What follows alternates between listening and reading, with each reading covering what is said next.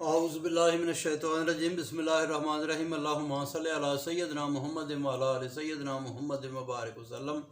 اچھا جی، پارہ نمبر 22 اور ادھر سے ابھی آگے سورہ یاسین شروع ہے۔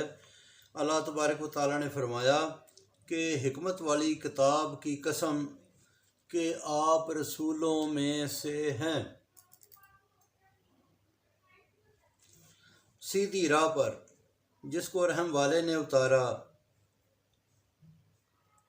اور اس طرح ڈر سنانے کو جن میں پہلے کوئی نہ آیا۔ اکثر پر بات ثابت ہے، یہ نہ مانیں گے۔ ان کی گردنوں میں توق ڈلے ہوئے ہیں اور ان کا سر الجھن میں ہے، جیسے چار سو دیوار ہو، یعنی کہ چاروں طرف دیوار ہو اور اوپر سے بھی بند ہو، ان کو نظر ہی نہیں آتا۔ نصیحت کی نہ کی برابر ہے۔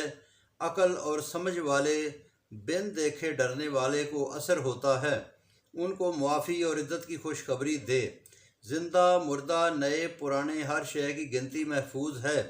ان کو قصہ سناؤ اس گاؤں کا کہ جس میں رسول آئے، 2 رسول آئے، لوگوں نے جھٹلایا، پھر تیسرا آیا، انہوں نے ان کو اپنے جیسا کہا اور جھٹلایا۔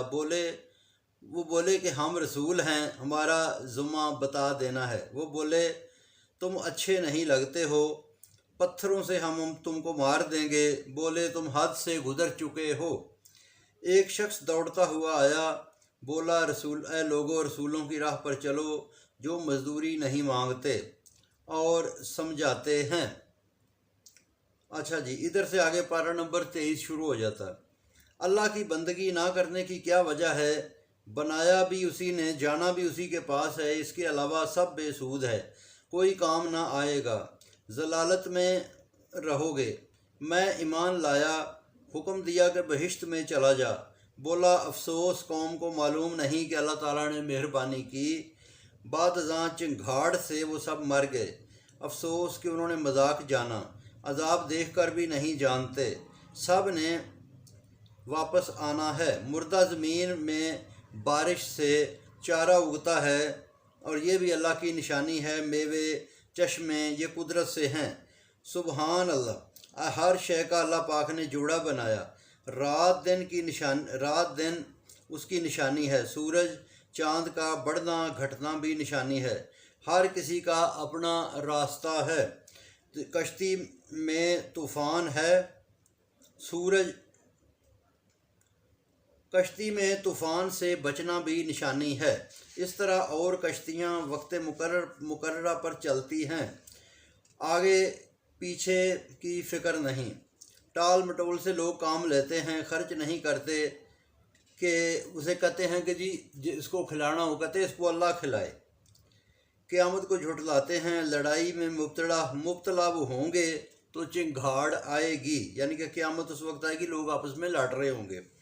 وقت نہ ملے گا، مر جائیں گے، سور پھونکنے پر قبروں سے نکل پڑیں گے۔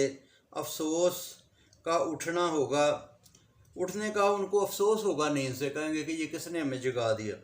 مگر وعدہ ہے جو رسولوں نے بتایا، اکٹھے ہوں گے، بدلہ ملے گا، جنتیوں کا شغل ہوگا، عورتیں، سایہ، میوے، اور وہ کہیں گے کہ ان کو رب کا سلام ہوگا۔ اور مجرم کہا جائے گا کہ اے مجرموں آج علیحدہ ہو جاؤ، شیطان سے بچنے کا تم کو بتایا تھا اور اپنی ربوبیت کا بتایا تھا۔ احساس نہ رہا، اب دوزخ ہے۔ اب منہ سے بولنا بھی قبول نہیں، جسم گواہی دے گا۔ اگر آنکھیں نہ رہیں تو کیا کرو، صورت بدل دیں تو کیا کرو، اور بچے سے انسان بوڑھا ہو جاتا ہے۔ عقل کرو۔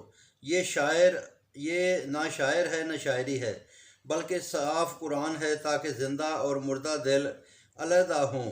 چوپایوں کو دیکھو جو عاجز ہیں، کوئی سواری کرتا ہے، کسی پر سواری کرتے ہو، کوئی کھانے کے کام آتا ہے، کسی کا دودھ پیتے ہو، شکر ادا کیا کرو۔